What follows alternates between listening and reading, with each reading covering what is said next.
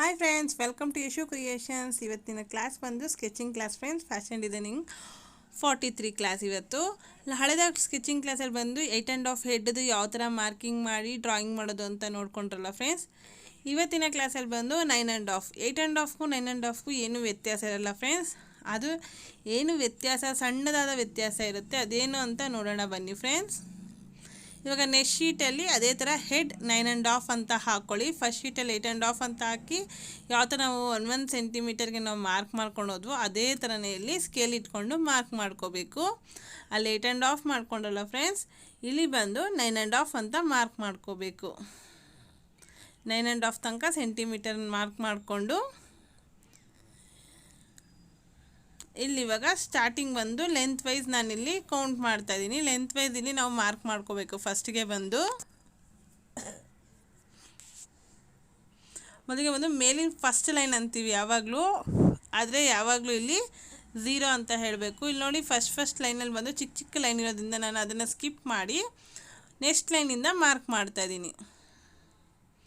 ಇವಾಗ ಫಸ್ಟ್ ಲೈನ್ನ 0 ಅಂತ ಕರಿತೀವಿ, ಸೆಕೆಂಡ್ ಲೈನ್ನ 1 ಅಂತ ಕರಿಬೇಕು. ಇವಾಗ ನಾನಿಲ್ಲಿ ಬಂದು ಫಸ್ಟ್ಗೆ ಮಾರ್ಕಿಂಗ್ ಬಂದು 1 ಕಾಲ್ಗೆ ನಾವು ಮಾರ್ಕ್ ಮಾಡ್ತಾಯಿದ್ದೀನಿ. ಅದೇ 1 ಇಂಚ್ ಆದಮೇಲೆ 4 ಲೈನ್ಗೆ ನೋಡಿ 4 ಲೈನ್ಗೆ ಮಧ್ಯದಲ್ಲಿ ಇದೆಯಲ್ಲ ನೋಡಿ, ಆ ಕಡೆ ಈ ಕಡೆ ಹಾಫ್ ಸೆಂಟಿಮೀಟರ್ ಮಧ್ಯದಲ್ಲಿ ಇದೆಯಲ್ಲ ಅಲ್ಲಿಗೆ ಬಂದು ನಾನು ಮಾರ್ಕ್ ಮಾಡಿಕೊಂಡು 1.25. ನೆಕ್ಸ್ಟು ಹಾಫ್ಗೆ ಬಂದು 1.50. ಸೆಕೆಂಡ್ ಲೈನ್ ನಾವು 1 ಅಂತ ಕರಿತೀವಲ್ಲ ಫ್ರೆಂಡ್ಸ್, ಅದಕ್ಕೆ 1 ಕಾಲ್ 1.5 ಅಂತ ಮಾರ್ಕ್ ಮಾಡ್ಕೋಬೇಕು. ನೆಕ್ಸ್ಟು 2 ಸೆಕೆಂಡ್ ಲೈನಲ್ಲಿ 2 ಅಂತ ಹಾಕೊಂಡ್ವಲ್ಲ ಅಲ್ಲಿ 2 ಕಾಲ್ ತೊಗೋಬೇಕು. ನಾನು ಲಾಸ್ಟ್ ಟೈಮ್ ಎಲ್ಲ ನೀಟಾಗಿ ಎಕ್ಸ್ಪ್ಲೇನ್ ಮಾಡಿದ್ದಲ್ಲ ಫ್ರೆಂಡ್ಸ್. ಜಸ್ಟ್ ನಾನಿಲ್ಲಿ ಬರೀ ನಿಮಗೆ ಮೆಜರ್ಮೆಂಟ್ ಹೇಳ್ಕೊಂಡು ಹೋಗ್ತಾಯಿದ್ದೀನಿ ಅಷ್ಟೇ. ಮತ್ತು 3 ಹತ್ರ ಪಾಯಿಂಟ್ ಮಾಡ್ಕೋಬೇಕು. ಮತ್ತು 4 ಲೈನ್ ಹತ್ರ ಹೋಗಬೇಕು. 4th ಲೈನ್ ಹತ್ರ ಅಷ್ಟೇ 4.25 4 ಕಾಲ್ ಅಷ್ಟೇ ತೊಗೋಬೇಕು ಸೆಂಟಿಮೀಟರ್. ನೆಕ್ಸ್ಟು 5.5 ಆಮೇಲೆ 5 ಕಾಲ್ ಆದಮೇಲೆ 5.25 5 ಮುಕ್ಕಾಲು ತೊಗೋಬೇಕಿಲ್ಲಿ ನಾವು. ನೆಕ್ಸ್ಟ್ ಲೈನ್ ಬಂದ್ಬಿಟ್ಟು ಇವಾಗ ಲೆಂತ್ ಎಲ್ಲ ಆಯಿತು. ನೆಕ್ಸ್ಟ್ ಇವಾಗ ವಿಡ್ತ್. ಲಾಸ್ಟ್ ಟೈಮ್ ಯಾವ ಥರ ನಾವು ವಿಡ್ತ್ ತೊಗೊಂಡ್ವಿ ಫ್ರೆಂಡ್ಸ್, ಮೇಲ್ಗಡೆ ಬಂದು 6 ಲೈನ್ಸ್ ಕೌಂಟ್ ಮಾಡಿಕೊಂಡು 6 ಲೈನ್ ಹತ್ರ ಪಾಯಿಂಟ್ ಮಾಡ್ಕೋಬೇಕು. ಅದೇ ಥರನೇ ಈ ಕಡೆನೂ 6 ಲೈನ್ ಹತ್ರ ಪಾಯಿಂಟ್ ಮಾಡ್ಕೋಬೇಕು. ಹಾಗೆ ನೆಕ್ಸ್ಟಿಗೆ ಬಂದ್ಬಿಟ್ಟು 1.25 ಅಂತ ಮಾರ್ಕ್ ಮಾಡಿದ್ವಲ್ಲ, ಮೇಲ್ಗಡೆಗೆ ಹೋಗಿ 1 ಇಂಚ್ ಲೈನ್ ಹತ್ರ ಬಂದು 3 ಲೈನ್ಗೆ ಒಂದು ಮಾರ್ಕು, 6 ಲೈನ್ಗೆ ಒಂದು ಮಾರ್ಕ್ ಮಾಡ್ಕೋಬೇಕು. ನಿಮಗೆ ಇದು ನನ್ನ ಕೈ ಅಡ್ಡ ಬರ್ತಿದೆ ಅಂದರೆ ಫ್ರೆಂಡ್ಸ್, ನೀವು ಫಸ್ಟ್ ಕ್ಲಾಸಲ್ಲಿ ಯಾವ ಥರ ನಾವು ಮಾರ್ಕಿಂಗ್ ಮಾಡಿದ್ವಿ ಸೇಮ್ ಮೆಥಡ್ ಫ್ರೆಂಡ್ಸ್, ಅಷ್ಟೇ, ಏನು ಡಿಫ್ರೆನ್ಸ್ ಇರೋದಿಲ್ಲ. ಮತ್ತು 1.25 ಹತ್ರನೂ 3 ಲೈನ್ಸ್ಗೆ ಮಾರ್ಕ್ ಮಾಡ್ಕೋಬೇಕು. ಇದು ಬಂದು ನೆಕ್. ನೆಕ್ಸ್ಟು 1.50 ಹತ್ರ ಬಂದುಬಿಟ್ಟು 0.75 ಅಂದರೆ 3/4 ಸೆಂಟಿಮೀಟರ್. ಅದು ಸರಿ. ಇಲ್ಲಿಂದ ಹಾಫ್ ಆಫ್ ಸೆಂಟ್ರಲ್ಲಿ 1/4 ಇಂಚ್ ತೊಗೋಬೇಕು. ಅಂದರೆ ಹಾಫ್ ಆದಮೇಲೆ 4 ಲೈನ್ ಕೌಂಟ್ ಮಾಡಿ ಮಾರ್ಕ್ ಮಾಡ್ಕೋಬೇಕು. 0.75 ಅಂತ ಹಾಕ್ಕೋಬೇಕು.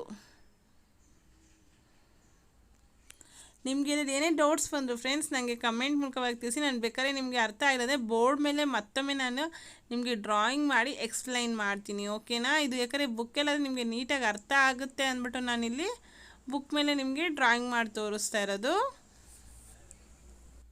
ನೆಕ್ಸ್ಟ್ಗೆ ಬಂದುಬಿಟ್ಟು ಫ್ರೆಂಡ್ಸ್ 2.25 ಹತ್ರ ಏನೂ ಮಾರ್ಕಿಂಗ್ ಮಾಡ್ಕೊಳ್ಳೋದಿಲ್ಲ. ನೆಕ್ಸ್ಟ್ 3ಗೆ ಪಾಯಿಂಟ್ ಮಾಡ್ಕೊಂಡಿದ್ದಾರಲ್ಲ, 3rd ಲೈನ್ ಹತ್ರ ಬಂದುಬಿಟ್ಟು ಜಸ್ಟ್ ಈ ಥರ ಹಾಫ್ ಇಂಚ್ಗೆ ನಾವು ಮಾರ್ಕ್ ಮಾಡ್ಕೋಬೇಕು. ಮತ್ತು 4.25 ಹತ್ರ ಬಂದುಬಿಟ್ಟು 0.75 ನೋಡಿ, ಹಾಫ್ ಪ್ಲಸ್ 1/4 ಇಂಚ್ ತೊಗೊಂಡ್ರೆ 0.75 ಆಗುತ್ತೆ. ಆ ಕಡೆನೂ ಅದೇ ಥರನೇ ಮಾರ್ಕ್ ಮಾಡ್ಕೋಬೇಕು. ಹಾಫ್ ಪ್ಲಸ್ 1/4 ಇಂಚ್ ತೊಗೋಬೇಕು.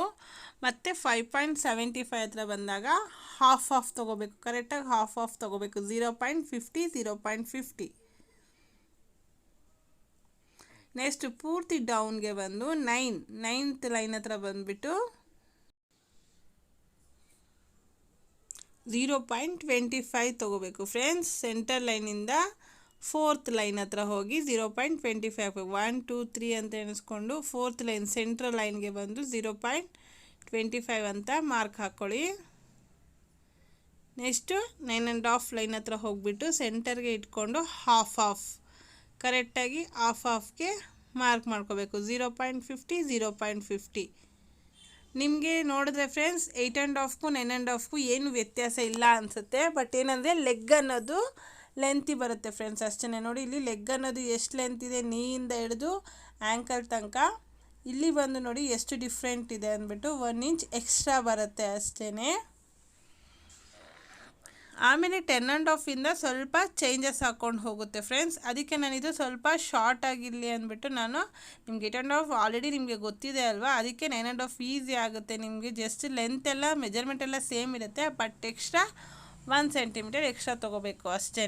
ಮೇಲ್ಗಡೆದೆಲ್ಲ ಸೇಮ್ ಬರುತ್ತೆ. 10.5ಇಂದ ಚೇಂಜ್ ಹಾಕ್ಕೊಂಡು ಹೋಗುತ್ತೆ ಫ್ರೆಂಡ್ಸ್.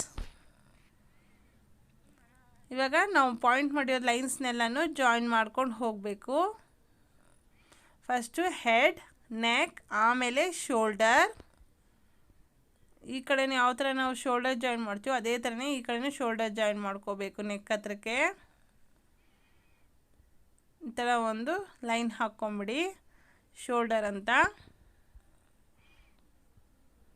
ನೆಕ್ಸ್ಟ್ ಅಲ್ಲಿಂದ ಶೋಲ್ಡರಿಂದ ಹಿಡಿದು ಇಲ್ಲಿ ಒಂದು ವೇಸ್ಟ್ ಲೆಂತ್ ಹತ್ರ 3 ಪಾಯಿಂಟ್, ನಾವು 3ಗೆ ಲೈನ್ ಹಾಕ್ಕೊಂಡಿದ್ದೀರ, 3 ಹತ್ರ ಮಾರ್ಕ್ ಮಾಡ್ಕೊಂಡು ಹಾಫ್ ಇಂಚ್ ತೊಗೊಂಡ್ವಲ್ಲ, ಅಲ್ಲಿ ಬಂದು ಎಷ್ಟು ಹಾಗೆ. ಇವಾಗ ಬಂದು ಹಿಪ್, ಹಾಗೆ ನಾವು ಮಾಮೂಲಿಯಾಗಿ ಇವಾಗ ನೀ ಹತ್ರ ಹಾಗೆ ಜಾಯಿನ್ ಮಾಡ್ಕೊಂಡು ಹೋಗಬೇಕು ಅಷ್ಟೇ ಫ್ರೆಂಡ್ಸ್. ತುಂಬಾ ಇದೆ. ನಮಗೆ ಮೆಜರ್ಮೆಂಟ್ ಒಂದು ಗೊತ್ತಿದ್ರೆ ಫ್ರೆಂಡ್ಸ್ ನಾವು ಕ್ರಾಕಿ ಅನ್ನೋದು ನೀಟಾಗಿ ಫಿನಿಶಿಂಗ್ ನೀಟಾಗಿ ಬರುತ್ತೆ ಫ್ರೆಂಡ್ಸ್, ಡ್ರಾಯಿಂಗ್ ಕೂಡ. ಹಾಗೆ ಫ್ರೆಂಡ್ಸ್ ನಾನು ಸೆಂಟ್ರಲ್ಲೇ ಹೇಳ್ತೇನೆ, ಮೊದಲೇ ಹೇಳೋಕ್ಕಾಗಿಲ್ಲ. ಫಸ್ಟ್ ಟೈಮ್ ಯಾರು ನನ್ನ ಚಾನಲ್ ನೋಡ್ತಾ ಇದ್ದ ಫ್ರೆಂಡ್ಸ್ ಸಬ್ಸ್ಕ್ರೈಬ್ ಮಾಡ್ಕೊಳ್ಳಿ. ಆ್ಯಂಡ್ ಹಾಗೆ ಪಕ್ಕದ ಇರೋ ಬೆಲ್ ಐಕಾನ್ನ ಕ್ಲಿಕ್ ಮಾಡಿ.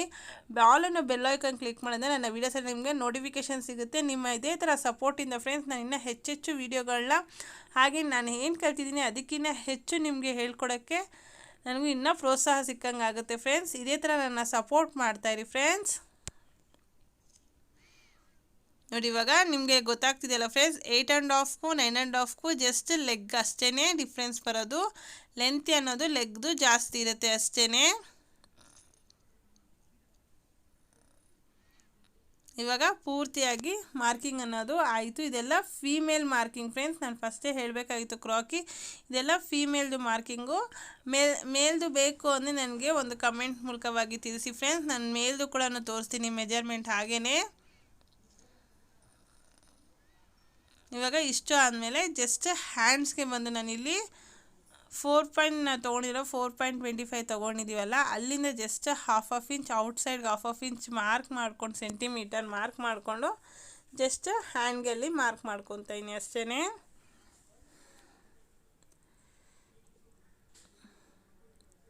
ಇದು ಬಂದು ಫ್ರೆಂಡ್ಸ್ 11.5 ಹೆಡ್ ತನಕ ನಾನು ಹೇಳ್ಕೊಡ್ತೀನಿ. ಅದಾದಮೇಲೆ ಶೇಪ್ಸ್ ಎಲ್ಲನೂ ಹೇಳ್ಕೊಡ್ತೀನಿ. ಅದು ಯಾವ ಥರ ಬರುತ್ತೆ ಅಂದ್ಬಿಟ್ಟು ನಾನು ಲಾಸ್ಟಲ್ಲಿ ಒಂದು ಕ್ಲಿಪ್ ಆ್ಯಡ್ ಮಾಡಿದ್ದೀನಿ. ನಿಮಗೆ ಯಾವ ಥರ ನೆಕ್ಸ್ಟ್ ಯಾವುದ್ಯಾವ್ದು ಬರುತ್ತೆ ಅಂತ ನಿಮಗೆ ಈಸಿಯಾಗಿ ಗೊತ್ತಾಗಲಿ ಅಂದ್ಬಿಟ್ಟು ನಾನು ನೆಕ್ಸ್ಟ್ ಕೂಡ ಆ್ಯಡ್ ಮಾಡಿದ್ದೀನಿ. ಲಾಸ್ಟ್ ವೀಡಿಯೋ ಕ್ಲಿಪ್ಪಲ್ಲಿ ಲಾಸ್ಟಲ್ಲಿ ಆ್ಯಡ್ ಮಾಡಿದ್ದೀನಿ ಫ್ರೆಂಡ್ಸ್. ನೋಡಿ ಲಾಸ್ಟಲ್ಲಿ ಯಾವ ಥರ ನಾವು ಬರ್ಕೊಂಡಿದ್ವಿ ಸೇಮ್ ಹಾಗೆ ಬರುತ್ತೆ. 9.5 ಕೂಡ ಲೆಂತ್ ಅನ್ನೋದು ಮಾತ್ರನೇ ಜಾಸ್ತಿ ಬರುತ್ತೆ ಅಷ್ಟೇ, ಲೆಗ್ ಲೆಂತ್.